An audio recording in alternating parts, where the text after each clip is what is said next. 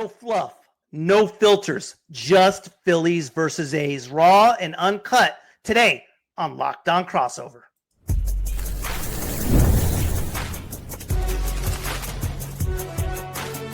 You are Locked On MLB Crossover, part of the Locked On Podcast Network. Your team every day. Welcome to a special Locked On Crossover edition of Locked On A's and Locked On Phillies, part of the Locked On Podcast Network. Your team every day. I'm your host, Booney, one name, all passion, joined by Connor Thomas, host of Locked On Phillies, bringing the East Coast grit and the Philly heat. Whether you are rocking green and gold or bleeding red and white, we got you covered from coast to coast. I've been a diehard A's fan since '81, straight out of the Bay Area, and this isn't just another A's podcast. This is the most informative and insightful show on the A's, period. We break down every pitch, every roster move, and every rumor from Sacramento to Las Vegas. And Connor, he's bringing that same daily grind and razor-sharp Phillies analysis that's made Locked On Phillies the go-to for fans in the city of brotherly love. This episode's about two passionate fans, two historic franchises, and one unfiltered conversation you will not hear anywhere else. We are free and available wherever you get your podcast, including YouTube. So smash that subscribe button and stay locked in. It's Booney and Connor bringing the noise. Let's go. Connor, we have, how you doing, buddy?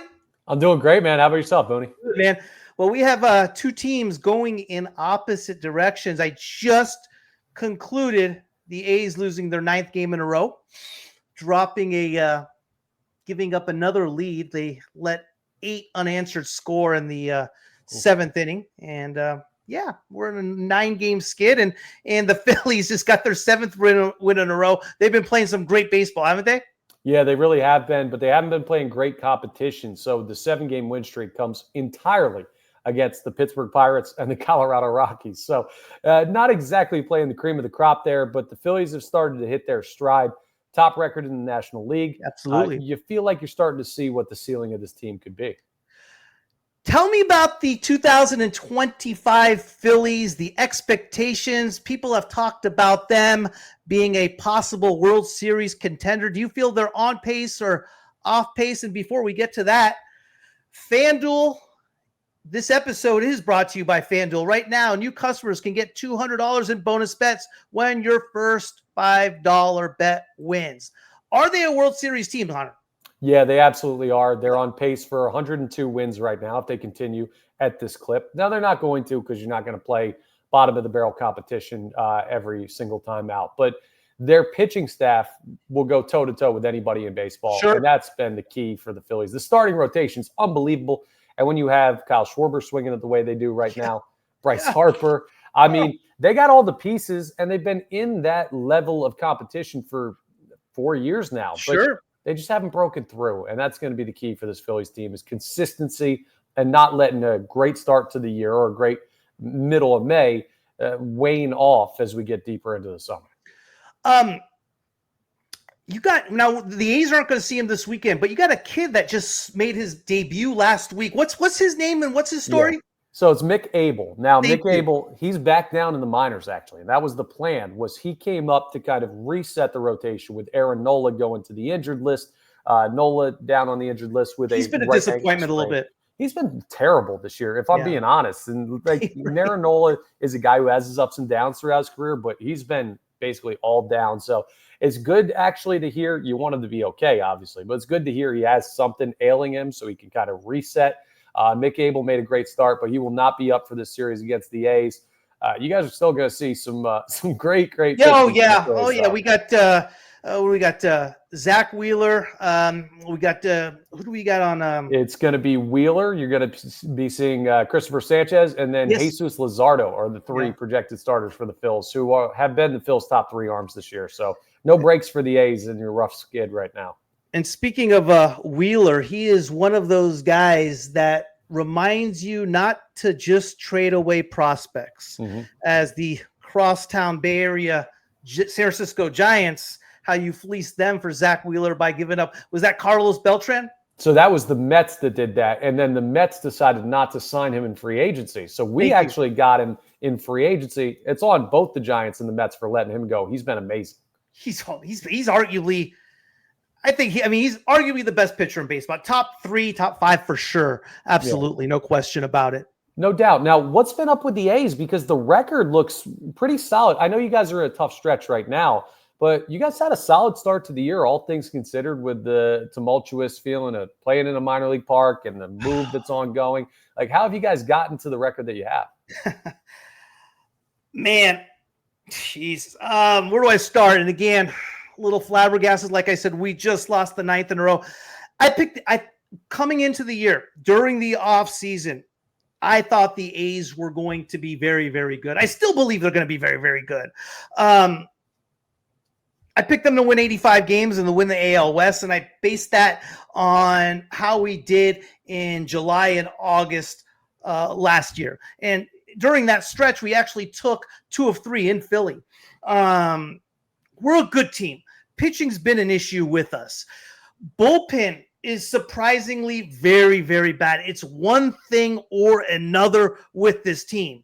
Either we're pitching and not hitting, either we have a lead and the bullpen gives it up, or we're hitting and starting pitching is absolutely imploding. We left 43 runners on base this last series against the Angels. We're not getting any type of big hit. It's been a perfect storm. Our team's a little soft too. We have been complaining about playing in a minor league park. Hey, no one likes the situation, but you're a pro. It is what it is. Toughen up. The thing I think we got going for us this weekend, and I think the only thing against the Phillies, is that the Phillies are going to overlook us. Because like I said, I believe in the team. I still believe we are a very, very talented team and can play heads up with anybody. You're going to be seeing Jeffrey Springs tonight.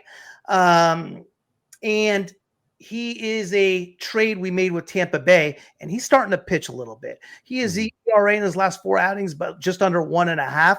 I think it's going to be an absolute pitcher's duel between him and Wheeler. But again, playing in Sacramento, the ball's going to fly out of there too. Yeah.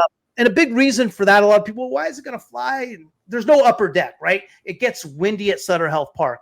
So if that wind direction is going in the right way, it's going to absolutely fly out of the park. So we'll see what happens. But yeah, it's been a frustrating stretch for sure. We were on a brutal 19-game stretch. Our last 6 games of that 19-game stretch was in LA against the Dodgers. We took the first game, feeling real good. Yeah. Lose the next 2, which is fine. It's the Dodgers. Get swept in San Francisco on 3 games. We could have won all 3. Mm-hmm. And then we come back home to Sacramento, which I don't even think it's good. We have one of the worst records, the worst home record in all of baseball at home, and one of the best road records in all of baseball. And against the Angels, and that was a series to kind of get right, and they swept us in 4 games. So yeah. You know what? You sound to me kind of like where the 2022 Phillies are, and Phillies fans will remember this, where it was a team where you could see some of the talent that was there, and they just couldn't figure out how to win consistently. They would have these weird series where they would get swept by teams that they should not, or not compete in series where they should compete more, and they backed their way into the postseason, and then they got hot at the right time. So it sounds like the A's are a team that has growth in talent year over year, but are still trying to figure out how to win baseball games consistently, and that only comes with experience. Yeah, absolutely. Comes with in leadership, right? Right now, we don't have that leader. Leadership is so important in holding those accountable around you for doing the right things, the simple type of plays, hitting the cutoff man, getting a run home with under two outs from third base, things like that, sacrificing for the team. Our defense is also one of the worst in baseball. So you'll be seeing Springs on Saturday. You're going to be seeing Jacob Lopez, who we just called up. He's been up and down a little bit from the minor leagues on Saturday. He's a good left-handed arm. And then you're going to be seeing a rookie, Gunnar Hoglund, making his fourth start on Sunday, who we received in the Matt Chapman trade. I think he's really good. I think it's going to be a decent series. We'll see what A's team's going to show up, right? 9-game losing streak. We're going to see who they are and how they respond. And when they come back, I'd love to get your take on what kind of series you think it'll be. The NBA playoffs are absolutely cooking. We are talking about buzzer beaters, monster dunks, and enough drama to put cable TV out of business. Every night, somebody turns into a legend. And if you're watching all of this chaos without a little action on the line, you're doing it wrong.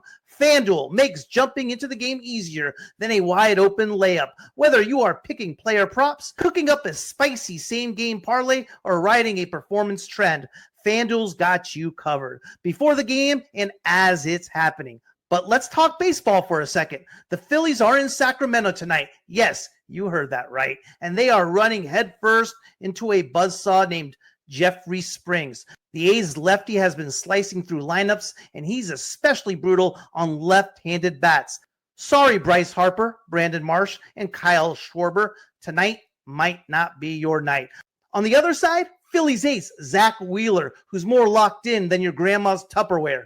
This one screams old school pitcher's duel. Think 1-0 final and 20 combined strikeouts. So here's the move. I'm tossing a $5 bet on under earned runs and over strikeouts for both aces. Why?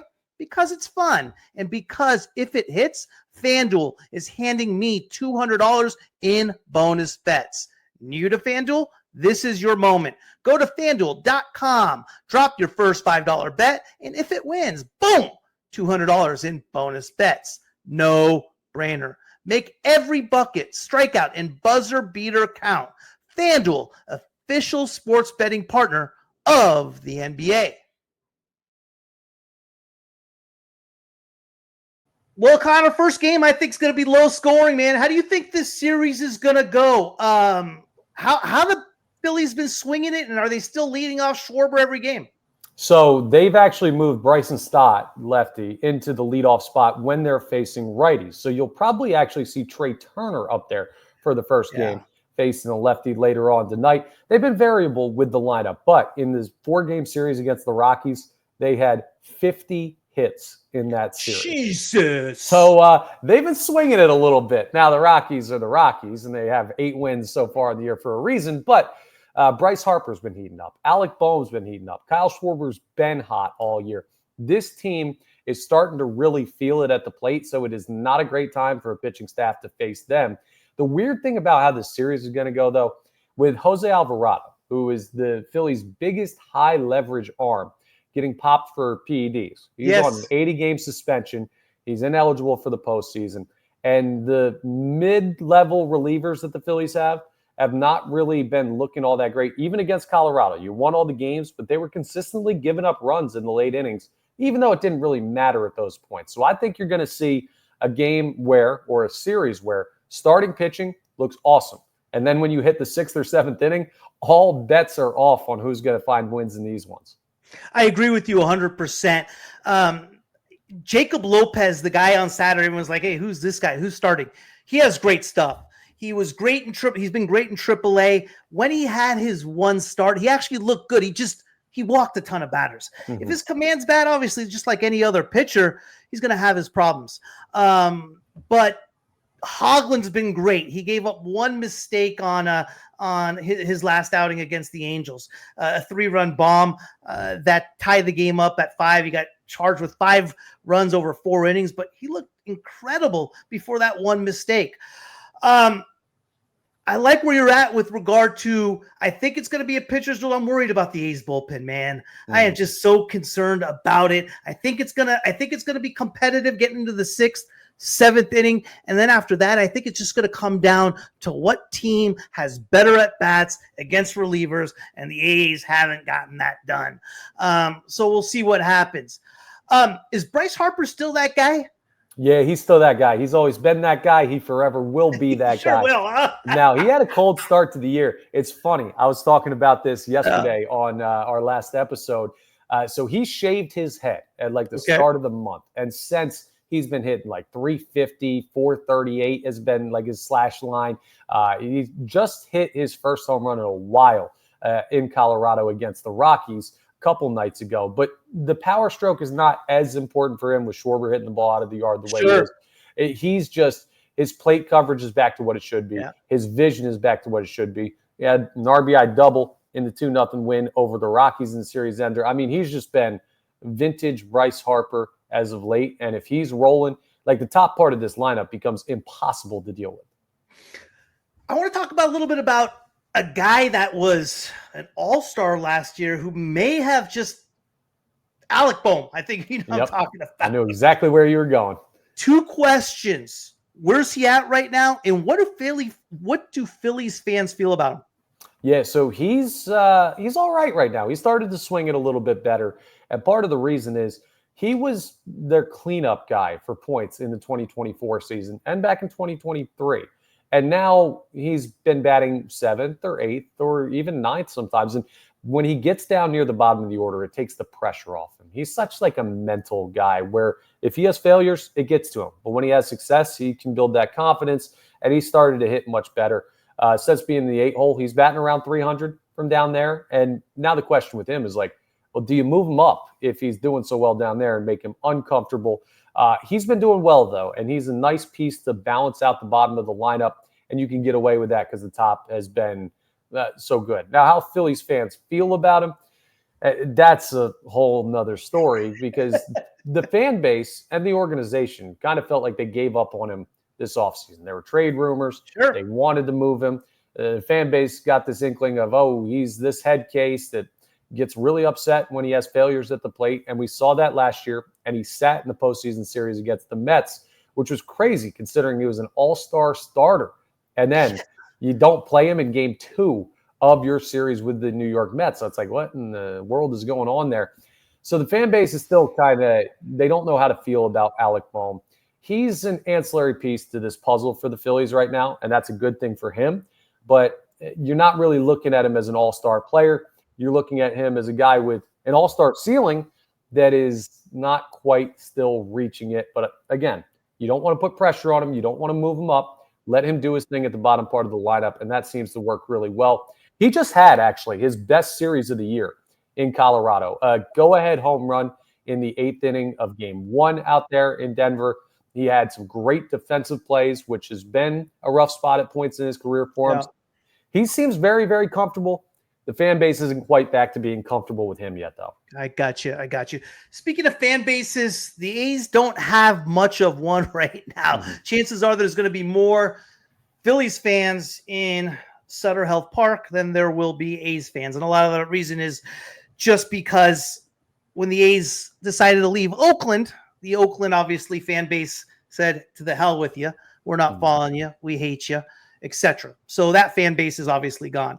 Sacramento, owner made, in my opinion, a real bad mistake by going out of his way and not taking Sacramento's name.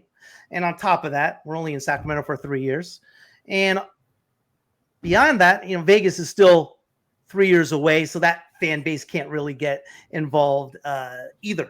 What I do want to ask you is, on the West Coast and A's fans, well, whatever ones we have these days, we hear in the media and the news and Sports Center and whatever you want to call it about the Philly fans.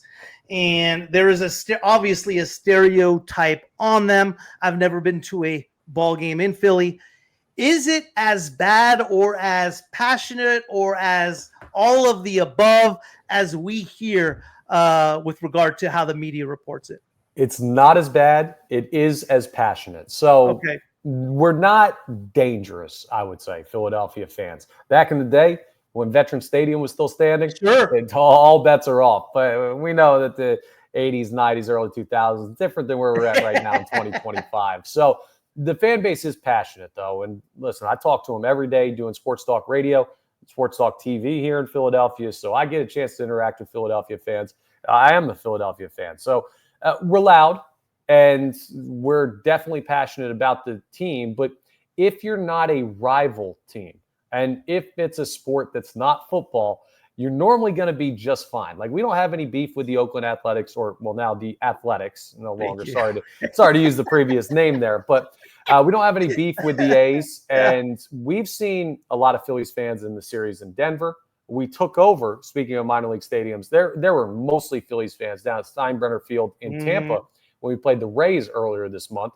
And there's not really, because baseball, it's not every game matters. It's 162. The passion of football season that Philadelphia fans are most known for doesn't really exist with this team. Not that they don't care about the Phillies, and they're hypercritical of the Phillies when things go wrong, also hyper positive when things go right.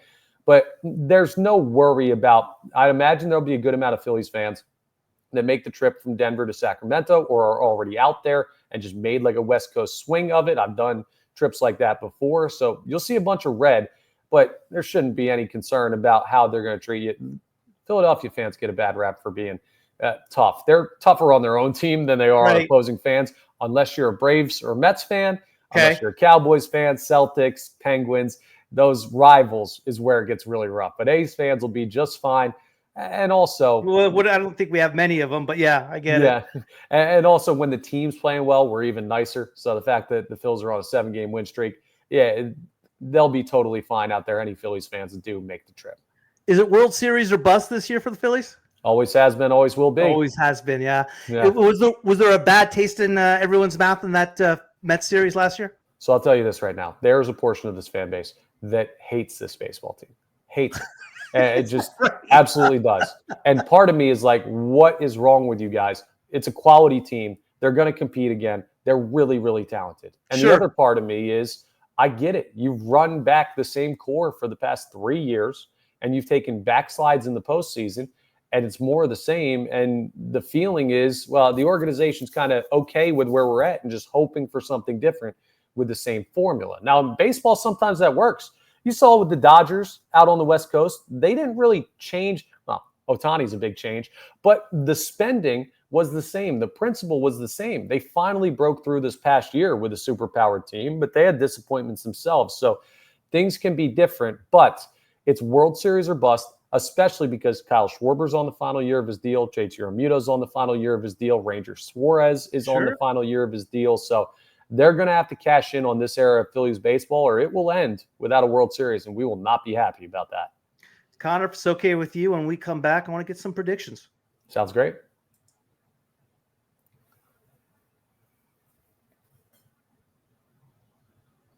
Connor, 3-game set starting tomorrow night in Sacto. What do you think? What's going to happen? How's this series going to shape up? How many do you got the Phillies winning? 2 or 3? Yeah, so you need an act of God to beat Zach Wheeler these days. He's been pretty darn good. So I'm going to give the Phillies the win in Game 1 later on tonight. Jesus Luzardo has been pretty darn good too. I had a chance to talk to Jason Stark earlier this week, and he brought up a great stat that the start that Jesus Luzardo has had to this year as a left-handed pitcher, being undefeated through this many starts, a sub-2 ERA, the amount of strikeouts, the only 2 lefties that have ever put up those numbers have been Jesus Luzardo and Randy Johnson. So is that right?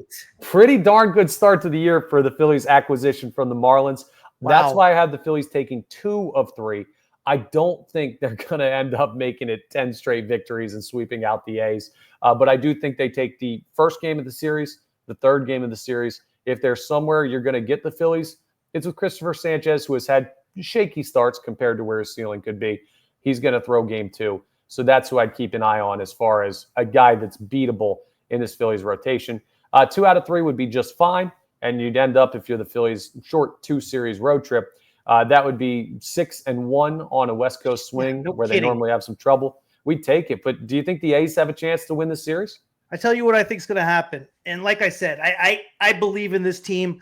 I think this team is very, very good. When you look at it from a personnel standpoint and the players they have, it is an extremely talented team. I think tonight's game is going to be an old school playoff type of baseball game between 2 real quality pitchers. And I think it's going to come down to a 1-run game late. If the A's can pull that off, they are going to get the first break they've been looking for a long time. If they can get like a 2-1, 3-2 win, maybe bloop a single and get a run off Wheeler or however it may be and get another run off the bullpen, I'm going to go bold. I think the A's will sweep the series. Wow. Oh, that's awesome. If they lose the game like they have been, they're going to get swept, and Saturday and Sunday is going to be ugly. It won't even be close. Wow. So the first game of the series to you is the determination between a sweep one way or the other. Because like I said, the A's are a very, very good team. And if you look at the 9 games, over that 9-game stretch, I'm not kidding you, they could be 6-3, 7-2, easy. Yeah. We haven't given too many away. It's just like today, like I said, a 5-2 lead late going into the 7th. They score 8 unanswered. We lose 10-5. We're completely in control yesterday. A 3-run bomb in the 6th. We go bust after that, or in the 5th. Yeah. And, we completely lose it. Here's a good example of how it's been going for the A's. Today in the 7th and 8th inning, first 2 runners get on. First and second, no one out. Like clockwork. The next guy comes up, 4-6-3 double play. Mm-hmm. Each time, it's just been bad. So right now, I think they have an edge about them. Right now, I think they're going to come into the game with a sense of urgency, like, hey, they're playing with their lives on the line, right? 9 games, they're 7 games back right now. There's been a lot of promise for the A's, a lot of anticipation with this team, and they all know they haven't been playing. So that's how I think it's going to happen. If we could pull out tonight's game is going to be the key. I think it's going to give us some momentum going forward. If you're going to beat the Phillies, like I'll just tell you right now, something to watch for in this series. They have been incredible against bullpen arms this year. Like, they've had trouble against starting pitchers. Final game of the Rocky series, German Marquez, who came into that game with an 8+ ERA, nearly shut them down. They got 4 hits in that final game. That's it. So they have their days where they go quiet, but game 1 against the Rockies, they're down 3-2 in the 8th inning, haven't created much offense. I mean, they had some hits here and there, but they weren't scraping anything across. Alec Boehm hits a go-ahead 2-run. The next thing you know, the Phillies put up 9 runs and 17 hits in that game. Brandon Marsh, who came into the first game of the series in the 7th inning, ended up going 2 for 3. He got 3 at-bats and 2 hits after being inserted that late. So you got to kill the Phillies. The game is not over until it's over against this team, which is awesome from a Phillies fan's perspective because you always feel like you have a chance. But the bullpen's going to have to be up for the task for the A's. It'll be the same for the Phils, though, with the bullpen struggles that we've seen throughout the year for them. Any prospects, anybody you guys have up that the A's should be keeping an eye on, maybe off the bench, bullpen, anybody exciting? Yeah, so not a prospect, but a guy that's going to be coming off the bench. He may get starts in this series, or he may pinch hit at points, defensive replacement. Edmundo Sosa, who we acquired a couple years ago from the St. Louis Cardinals. He's been under team control forever. He's been a bench piece forever. The infield's stacked, so he just doesn't have a way to get consistently on the field. He's batting close to 350 this year, and he's had a lot of opportunities. Went yard in the Colorado series. He's a monster off the bat. He'd start for probably 25 of the 30 Major League Baseball franchises. Just happens to play for a team with 3 infield starters on the National League All-Star team from last year. So he doesn't get a lot of opportunity. But if you see number 33 make his way to the plate or find his way into the lineup in one of these games, he's been absolutely unbelievable for these Phillies. A great defensive player as well. He's kind of, if Schwarber ceased to exist, because Schwarber's the heartbeat of this team. If there's another guy, it might be Edmundo Sosa, which is crazy to say for a dude who doesn't play, but teammates love him. He gets the job done every time. He's been one of the X factors for the Phillies as far as a depth piece so far this year. He's got some rookie Jacob Wilson, who was a sixth overall pick from in 2023. Yeah, I'm familiar with Jacob Wilson, but tell the people because his bat to ball is incredible. Incredible, man. I mean, he struck out so far all year, 7 times all year, maybe. Reminds me of a lot like as far as his approach, a lot like Derek Jeter, right? Obviously not, to that type of level, but same type of deal. His approach, Jeter, you never expected with pop, but has a little pop. Same thing with Wilson, can hit it a little bit. Jeter didn't have the strongest arm at shortstop, but made all the plays. Same thing with Wilson. Also, reminds me a little bit of a Trey Turner without the speed. but he is fun to watch. Tyler Soderstrom's another guy who's playing left field, who was a first-round pick in 2021. Got off to a sizzling start. First 2.5 weeks of the season, hit 9 home runs. Since then's only hit 1.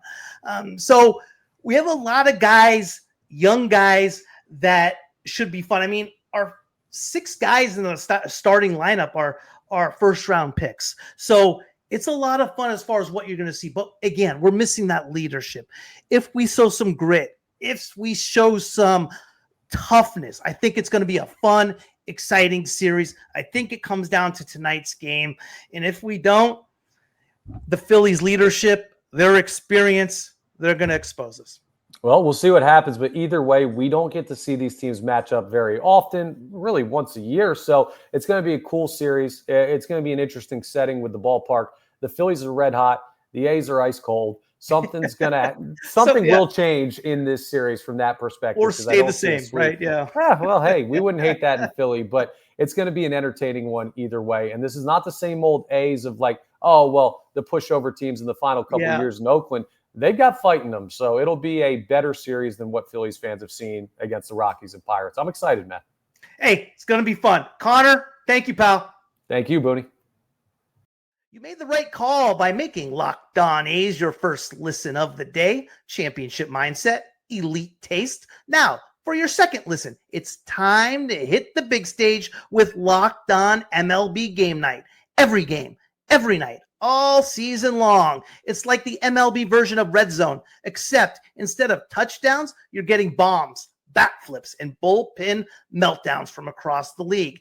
You will get local experts breaking it all down with that home team edge, but on a national scale. No fluff, no filler, just real talk from people who actually watch the games. So after you roll with us, level up with Locked On MLB Game Night. Find it on YouTube or wherever you get your podcast. Baseball never sleeps. Why should your podcast queue?